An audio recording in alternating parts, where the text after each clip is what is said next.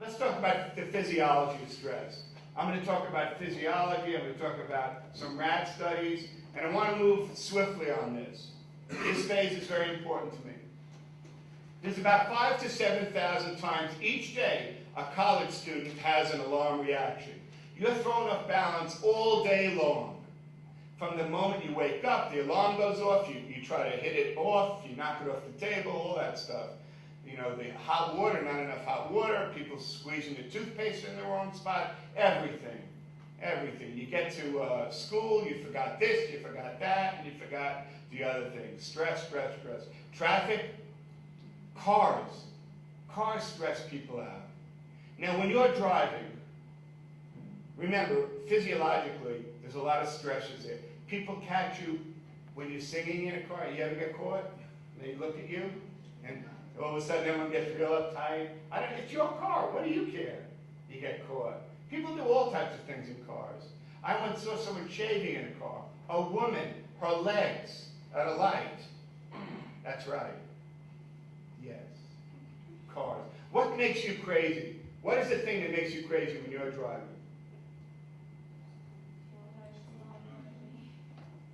People aren't going at the speed you'd like them to. But when you go fast, you almost say, don't worry, I have to get somewhere fast. It's like you talk to the person in the other car like an excuse. And when you get pulled over and stopped by the police, you try to tell them that also.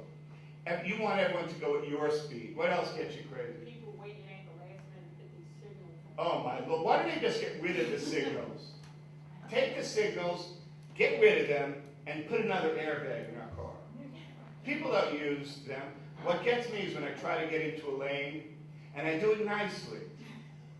I do it very nicely. I put my blinker on. I open up the window. I say, would you let me in there, please? I'll give you money, you know.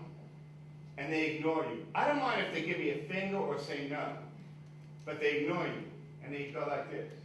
You know? I go crazy. You see me! You know you see me! And that really makes... You could say no, like I'm from New York. No way! People say, no way you getting in here, MF. They curse at you. But when they ignore you, that's what gets to me. And I don't like tailgating. People that are right up here or whatever. If you turn around and you could see, you could tell a time on someone else's hand in another car, they're too close. Tailgating, speeding, drunk drivers, but anything related to a car. I said before there's about 1,600 biochemical changes that occur every single time you're thrown off balance. Every time you're emotional about something, happy, sad, anxious, frustrated. Your brain does not know the difference between a happy or a good emotion versus a not so good emotion. Your body only perceives threat, real or imagined, and it goes through a whole variety of physiological changes. Your heart rate will increase, your respiratory rate will increase, your systolic blood pressure will go up, and it goes on and on and on and on. 1,600 biochemical changes, and I could probably tell you about 200 of them. I just read it was 1,600. I don't know all of them. Anything can cause you to have stress. Let me go over a couple of, I'm going to skip over the pro and anti-inflammatory hormones when I talk about stress and disease. You know, pro-inflammatory hormones are called mineralocorticoids. You ever take that in anatomy? And the anti-inflammatory hormones are called glucocorticoids. And these are what cause inflammation in your body, the pro-inflammatory hormones. I'm not going to get into detail, but when you're stressed, Fred, your body sends out these pro-inflammatory hormones, and they end up all over your body causing inflammatory response. So every time you hear someone has hepatitis, gastritis, tonsillitis, it's just an inflammatory response. I'm not saying it's not real, it's very real, but it also can be triggered and possibly caused by stress. Now, I want to talk about Hans Selye, the father of stress. Let's talk about some rat studies. This guy, Hans Selye, he developed what we call a general adaptation syndrome. And in this syndrome, they took groups of rats and they did all these weird things to these rats. They scalded some of the rats. They radiated some of the rats.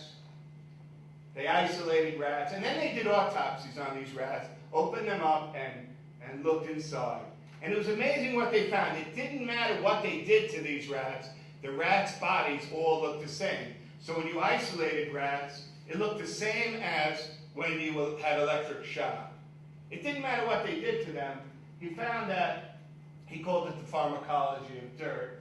He found that the adrenal glands were enlarged in these rats. The adrenal glands are two large endocrine glands. They lie on either side of your kidneys. They get you pumped up, ready to fight. Your fight or flight response. They secrete cortisol. This is how, you know, when one of you has had too much, you know, Kim has had too much to drink, she's driving towards me, I get out of the way because of stress. Adrenaline kicks in. So we could live because of stress. So the adrenal glands not only, there's a spelling mistake there, not only do the adrenal glands secrete cortisol and cortisol, they also secrete cholesterol. So you're all worried about mayonnaise and fat. Your body manufactures cholesterol and secretes it. So I would worry a little bit about stress, not just food that you take in. So the adrenal glands were enlarged in these rats. It didn't matter what they did to them. He also found out that the thymus was atrophied. It was shrinking up. The thymus is a large white blood cell organ, lies right in front of your heart. And they secrete these like Pac-Mans to go out and kill and eat and do all these great things. So if I swallowed this remote, it went into my body, the thymus would send out these Pac-Mans. It would locate this slide mover and take bites out of it. And the slide mover and the large white blood cells would be eliminated from the body. And hence you fight something off. You live. It's good. If you eat or swallow a slide mover. But when someone looks at you the wrong way and says, nice outfit, you know, it'll come back into style and you get pissed off at them and you're stressed by it, your body's secreting these large white blood cells. And you're looking at your watch every 2 minutes, and when are we getting out of here? Your body's sending out these large white blood cells. And it doesn't matter what causes you to be thrown off balance. As soon as that occurs, your immune system starts working.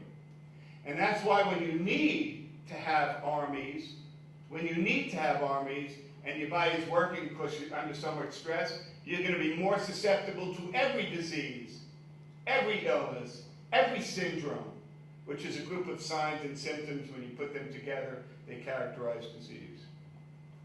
So cellulite, back to cellulite, he found that the adrenal glands were enlarged, the thymus was shrunken, was smaller, it shrank, and he found gastrointestinal involution, or the guts of these rats were all bloody. They had lesions, ulcerations. Remember before my stomach aches? So it didn't matter what he did. The adrenal glands got involved, which uses up a lot of energy. The thymus gets involved, which affects your immune system. And the guts of these rats get involved. And that affects their lining. So let's just put a hold on this. So do you understand this? This is the first phase of the general adaptation syndrome. It doesn't matter what gets to you. You all have a whole nice long list of things that get to you. Whatever they are, whether it's the slow-moving traffic, whether it's the weather, whether it's the phone ringing all the time, whether it's stupid text messages, whatever gets to you. These things happen. The adrenal glands will be working, using up energy. The thymus, which affects your immune system, will be working. So you're going to be more prone, more susceptible to all diseases.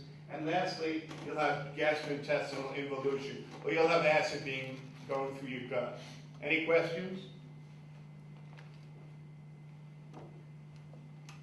No questions? You got it? So when I mention alarm reaction, what three organs are you going to remember?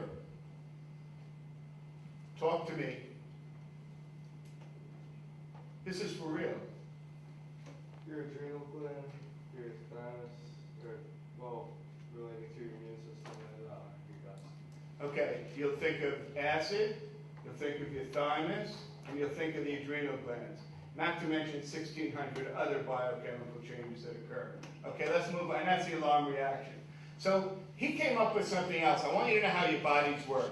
The first thing that happens is you have an alarm sensor. So you have this alarm reaction.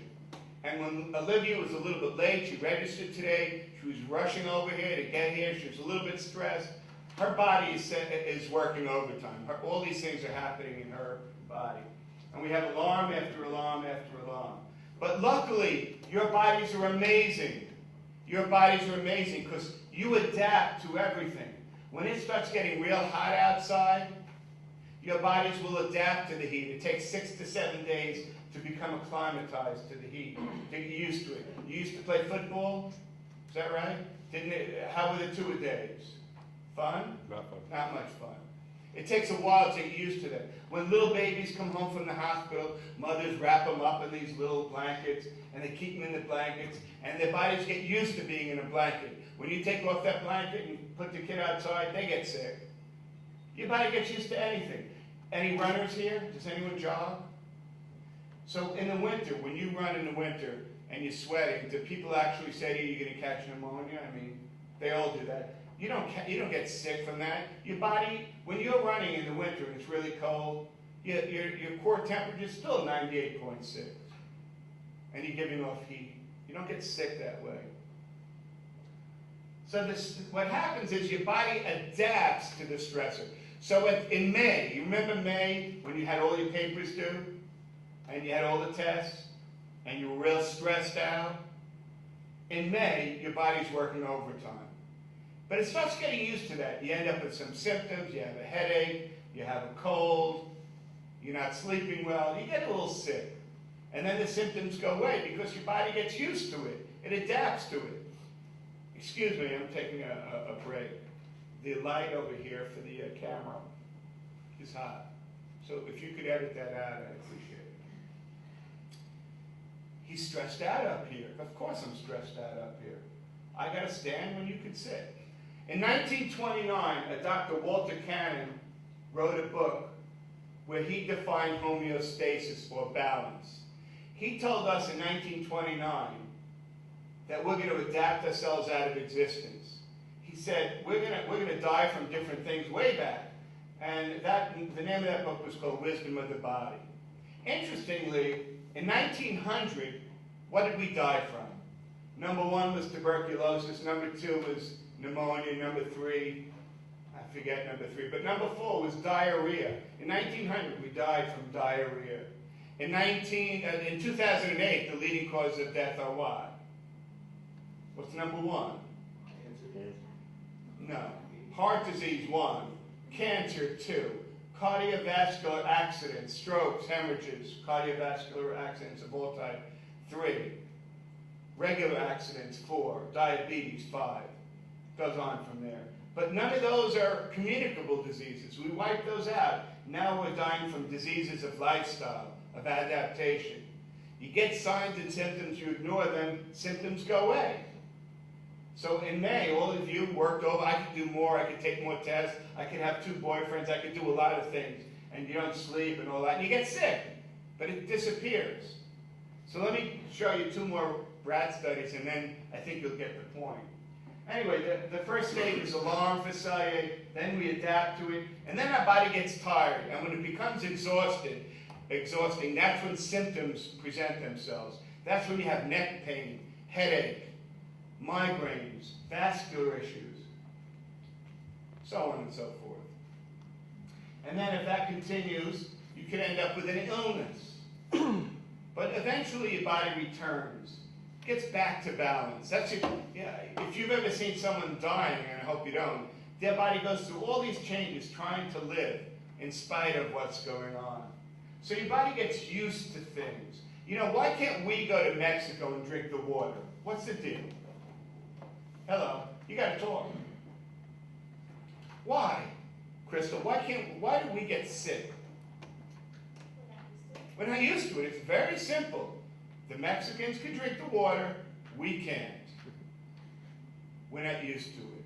I remember being in Scranton doing a talk, and I turned on the water, and it was like a brownish color. They said, oh, that's the way it is in Scranton, but I didn't drink that, of course. Brown water is not a good color for water.